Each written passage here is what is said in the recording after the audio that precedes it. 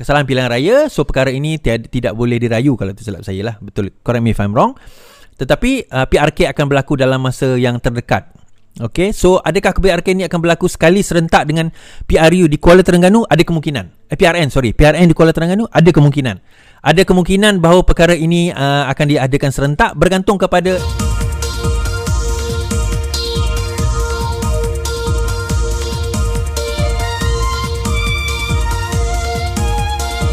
tekan butang subscribe, like dan aktifkan lonceng. Assalamualaikum warahmatullahi taala wabarakatuh. Selamat sejahtera, selamat malam, salam reformasi, salam perjuangan saya ucapkan kepada rakan-rakan yang menonton saya pada malam ini. Alhamdulillah, terima kasih kerana menonton dan mendengar saya di channel-channel yang berkenaan. Tolong komen suara okey ke? Suara okey ke? Tolong komen. Hashtag Ayuh Gempur tuan-tuan. Hashtag Ayuh Gempur, InsyaAllah. Banyak berita saya beberapa hari tak live ni. Banyak berita, banyak kisah nak di cover, banyak benda. 3 hari saya tak live. Macam-macam apa orang kata permainan yang dibuat oleh dia orang kan. Naratif, cerita palsu dan sebagainya yang dilakukan oleh mereka untuk nak menjatuhkan kerajaan.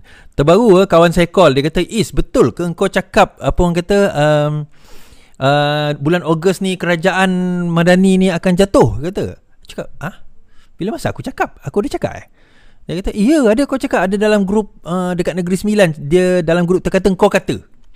Saya duk fikir. Pertama, saya ada dengar lah orang cakap Anwar cakap. Dan saya kata benda tu tak betul. Anwar komen lah kan, Tok Sri Anwar Ibrahim komen lah. Saya kata benda tu tak betul. Kata kan, apa-apa yang dia orang cakap tentang nak jatuh kerajaan apa semua benda tu sebenarnya tak betul. Saya kata itu komen saya, tak betul lah dia kata kan. Cuma concern tu ada bukan sebab nak jatuh kerajaan itu, tetapi keyakinan pelabur dan sebagainya disebabkan oleh permainan-permainan politik golongan-golongan ini. Itu yang mungkin boleh menyebabkan kejadian tersebut. Bukan kejatuhan kerajaan, tetapi ialah keyakinan pelabur terhadap negara itu sendirilah. Itu yang berkemungkinan akan berlaku. Tapi nak jatuh tu agak sukar sebenarnya. Bukanlah kata mustahil tu, that's a very bold claim kan, tapi agak sukar. Disebabkan oleh akta anti lompat parti, disebabkan oleh nak kena lompat mesti blok, end block, lepas tu kalau dah lompat jatuh, lepas tu nak kena keluar, seluruhnya kena keluar, tak boleh keluar satu-satu. Dan kalau keluar satu parti sekalipun, adakah jatuh kerajaan? Itu satu persoalan kan. Jadi itu yang jadi problem sebagainya. Izzy tanya, mana studio baru? Saya ada studio baru ke? Saya dah cakap saya ada buat studio baru ke? Saya dah cakap ke saya buat studio baru? Mana ada? Okay. So itulah perkara-perkara tersebut lah yang berlaku. Okay. So kita bercakap tentang beberapa perkara pada malam ini, insyaAllah. Yang pertama antara lain isu rusuhan kuil sivil. Media Prima melaporkan dengan cara tidak bertanggungjawab. Media Prima, TV3 dan juga NST daripada kumpulan yang sama telah melaporkan dengan cara yang tidak bertanggungjawab. Malam ni saya dedahkan tentang cubaan Media Prima ni nak timbulkan kegusaran. So kalau benda ini tidak diminta maaf oleh Media Prima, berkemungkinan saya akan arahkan anak buah kita untuk buat laporan polis terhadap Media Prima, terutama apabila menimbulkan kegusaran dan apa orang kata caption yang apa orang kata tidak benar. Okey, dan juga saya akan sentuh tentang persoalan Fahmi Fazil yang dikatakan apa orang kata nak ambil tindakan kepada seolah-olah tidak demokratik lah terhadap pembangkang-pembangkang ini. Baik, saya dengar live itu malam tadi sebenarnya, dan saya faham apa yang dia masukkan, dan itu bukan kali pertama dia bercakap, dia 2-3 kali juga dia bercakap tentang isu itu. Tapi saya akan sentuh juga. Kuala Terengganu akan ada PRK Kuala Terengganu akan ada PRK. So apa yang berlaku? Marang dia ada 3, Kemaman, Kuala Terengganu dengan Marang. So Marang tak ada PRK sebab mahkamah telah memutuskan tidak ada unsur-unsur rasuah dan sebagainya. Tetapi Kuala Terengganu mahkamah telah memutuskan ada unsur rasuah, maka kemenangan PAS di Kuala Terengganu tempoh hari dibatalkan. Therefore akan ada PRK akan berlaku. Tentang isu suluk waris suluk, InsyaAllah Malaysia telah menang. Tahniah diucapkan kepada kerajaan Malaysia. Tahniah juga kepada Menteri Luar, Menteri Undang-Undang dan juga Perdana Menteri kerana telah menyelesaikan isu suluk ini. Kita akan tengok. Ustaz Zainal Asri menyebut tentang musuh Allah. Siapa musuh Allah ini masukkan itu? Dan apa komentar saya tentang perkara tersebut? Baik, dan akhir sekali berkenaan dengan belum akhir sekali.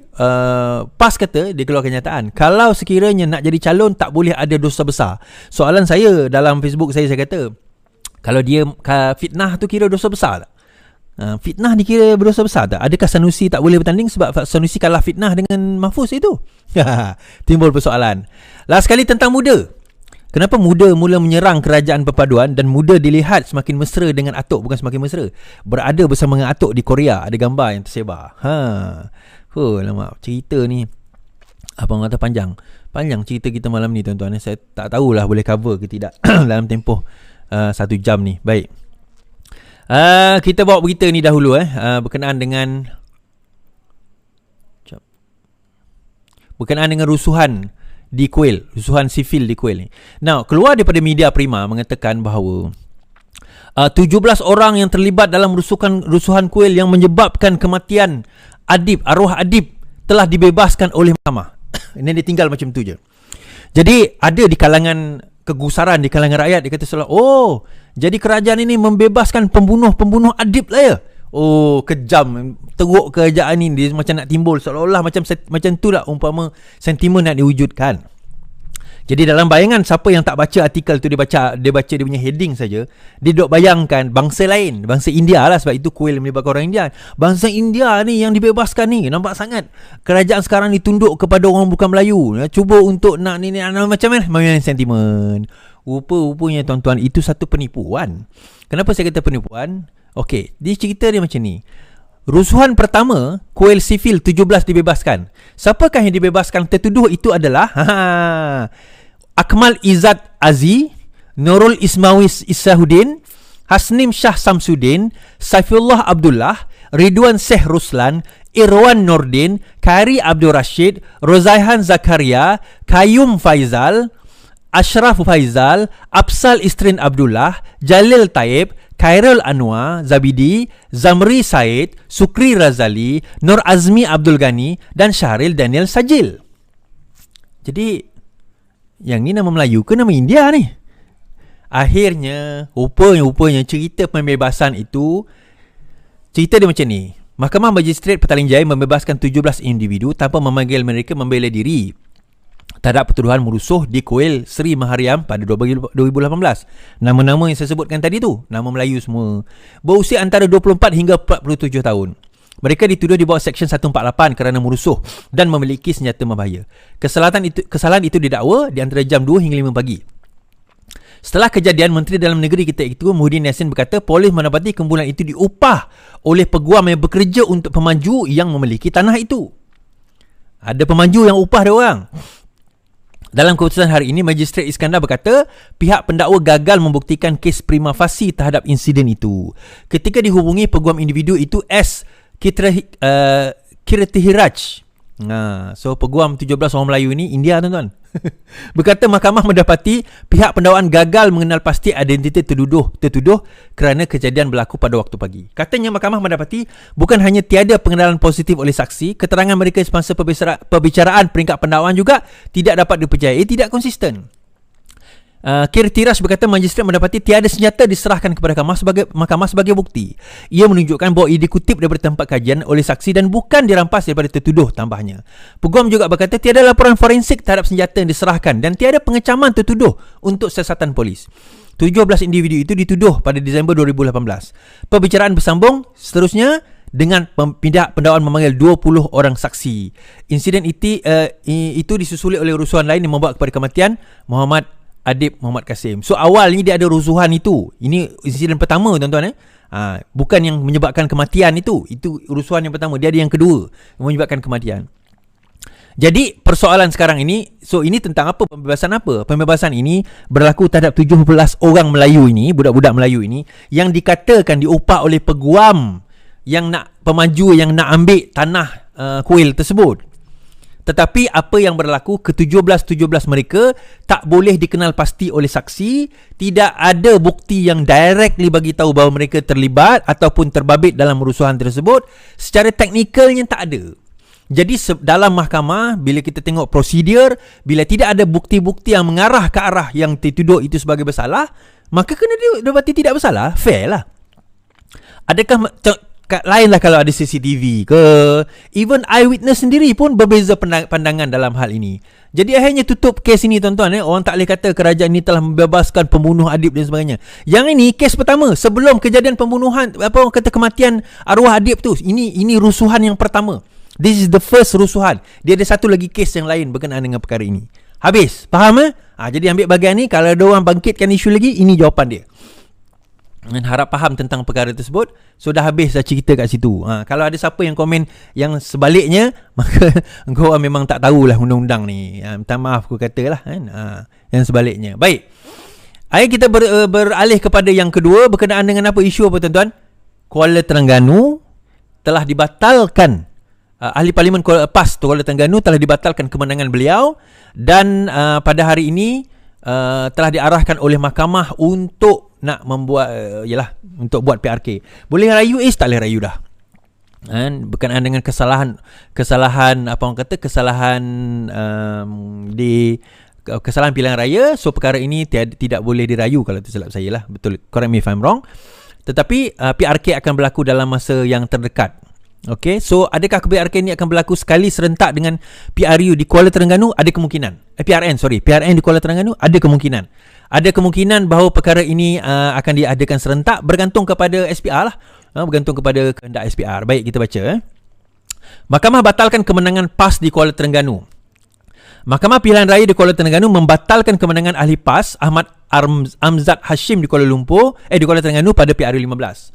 Hakim Mahkamah Tinggi Muhammad Firuz Jafril hari ini membenarkan petisyen pilihan raya yang difailkan oleh calon BN di kerusi itu, iaitu Muhammad Zubir Embong.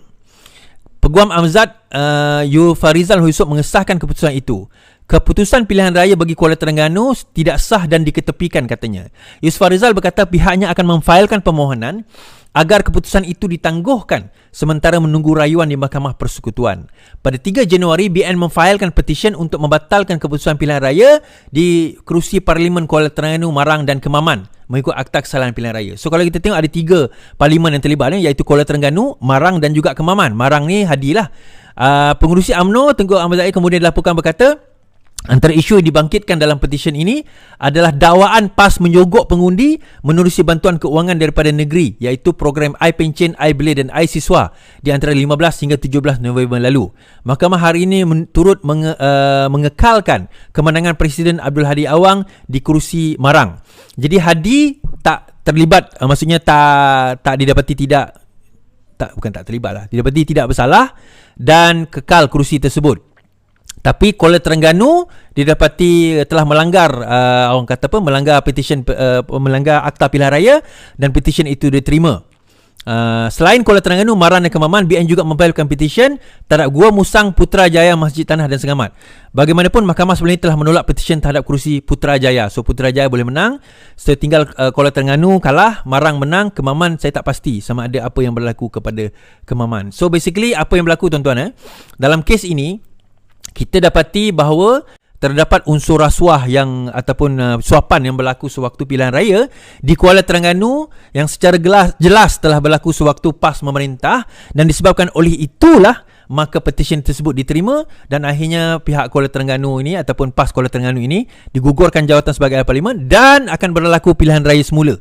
So boleh tak dia bertanding sekali lagi? Jawapannya boleh. Dia tak ada masalah untuk bertanding sekali lagi. Tetapi kali ini berkemungkinan PRK saya jangkakan saja akan mungkin dibuat serentak sekali dengan PRN ke-15 kali ini. Mungkin akan dibuat PRN ke-15 serentak. So indikasi tersebut menunjukkan sebenarnya bahawa memang terdapat satu permainan yang agak besar melibatkan wang ringgit, terutama dalam pilihan raya yang lepas. Dan kita agak pelik juga apabila kita lihat bagaimana PAS ni yang konon-kononnya bersih dan stabil. Bersih dan stabil, best kan tuan-tuan? Tuan-tuan kata best kan? Tiba-tiba Kuala Terengganu ni disahkan oleh mahkamah terlibat dengan rasuah pengundi. So saya tanya, kat mana bersih dan stabilnya? Saya tanya, kat mana bersih dan stabilnya, tuan-tuan? Sebab itu ni dakwaan daripada BN Terengganu dalam I think dalam pilihan raya lepas kan. Sogok pengundi UMNO Terengganu diminta lapor pada SPR. UMNO ini 23 Januari yang lalu. UMNO Terengganu diminta membuat laporan SPR dan juga SPRM berhubung dakwaan pemberian wang kepada pengundi sepanjang kempen PR15 lepas. Setiausaha Agong UMNO Datuk Seri Ahmad Mazlan ia dilakukan bagi membolehkan pihak berkuasa menjalankan siasatan. Difahamkan kabarnya ketika kempen ada pihak memberi 150 untuk belia, 300 untuk mahasiswa dan 600 bagi OKU serta pesara, dan pemberian berkenaan dipercayai dibuat beberapa hari sebelum pengundian. So dia dibuat dalam tempoh pilihan raya. Dia berbeza kalau benda itu dilakukan dalam tempoh dia orang jadi kerajaan ataupun mereka memerintah, atau dia tidak bertanding, itu tak ada menjadi persoalan. Tapi ini dilakukan dalam tempoh beberapa hari sebelum pembuangan undi, tuan-tuan. Jadi benda itu telah dilihat sebagai satu kesalahan undang-undang yang menyebabkan terbatal perkara ini, terbatal segala-galanya. Okey. Baik, ini kita dah baca tadi. Oh, banyak cerita malam ni, tuan-tuan. Saya nak cerita ini saya buat last kot.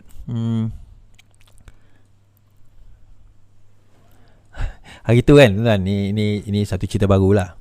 Hari tu saya tulis, saya dah buat satu kenyataan dalam live kan. Saya kata, kalau PAS memerintah, saya kata, maka akan tergugatlah cara hidup orang bukan Islam.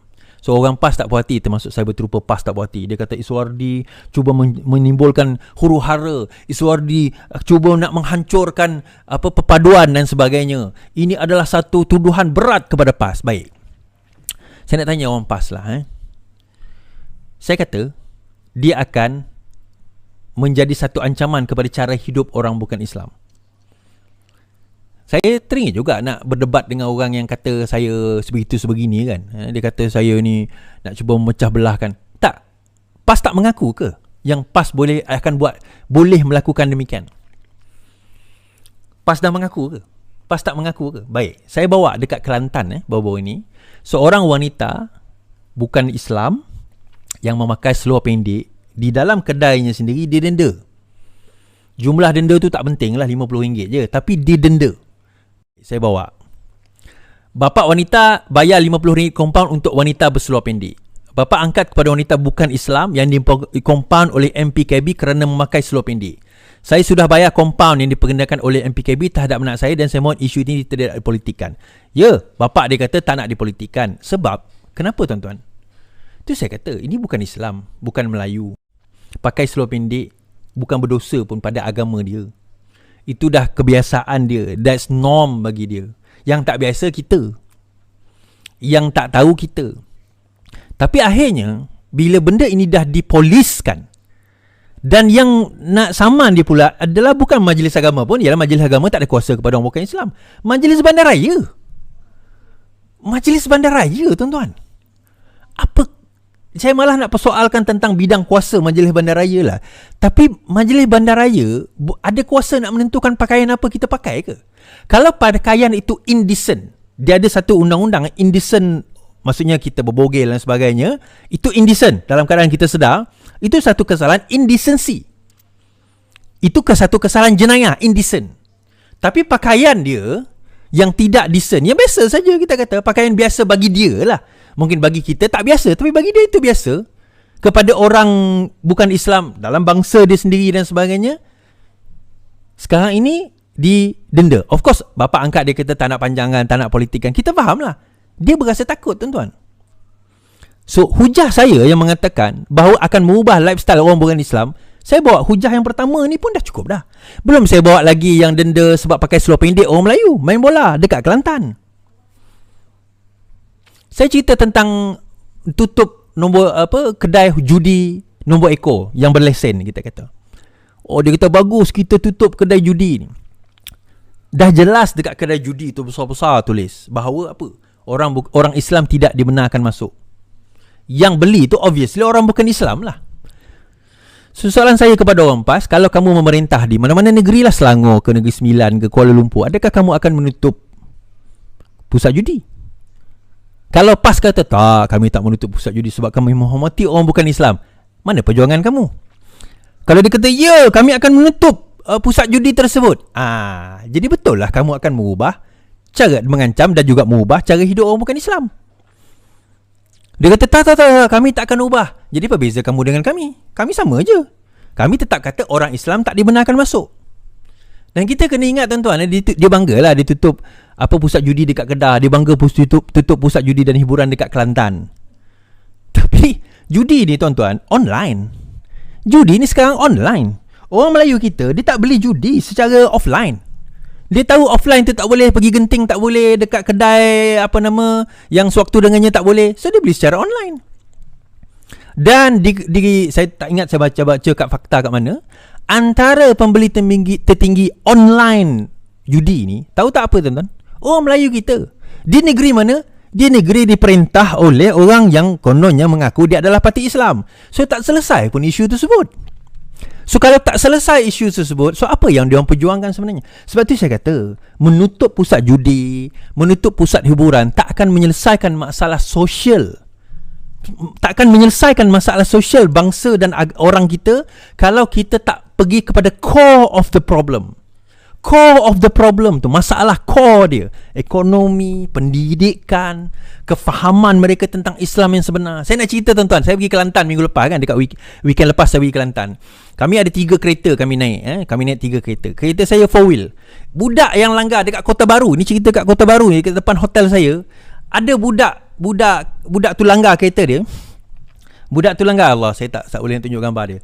Budak tu langgar kereta 4 wheel kawan saya sampai Kemik. Budak tu naik motosikal. Bila dia langgar, boom, dia kata budak-budak saya keluar. Tengok baju dia kat sini tuan-tuan. Pakai helmet. Pagi pukul 7 pagi. Lepas tu kawan-kawan saya kata, apa hal kau pakai baju macam ni? Lepas tu dia buka helmet. Masa dia buka helmet, telik hidung dia berdarah. Apa pasal hidung kau berdarah? Apa pasal tangan kau berdarah? Padahal dia duduk atas motosikal macam tu je. Tak jatuh, tak ada apa pun. Oh, dia kata tadi saya accident. Sekarang saya accident lagi. 2 kali accident. So kita orang tengok ni budak high ni, tengah high ni. Kita orang suspect dia tengah high tuan-tuan. Baju dekat bawah ni, faham tak? Baju sebelah ni dia terbuka sebelah. Dia macam orang tak siluman tapi naik motosikal. Kita tengok mata dia macam budak tengah high tu. Kota Baru, Kelantan. Ni kena kat saya ni. Weekend lepas, baru hari Sabtu lepas, hari Jumaat lepas. Sabtu lepas. Sabtu lepas pukul 7. Hari ni apa? Hari ni Selasa kan? Hari Sabtu.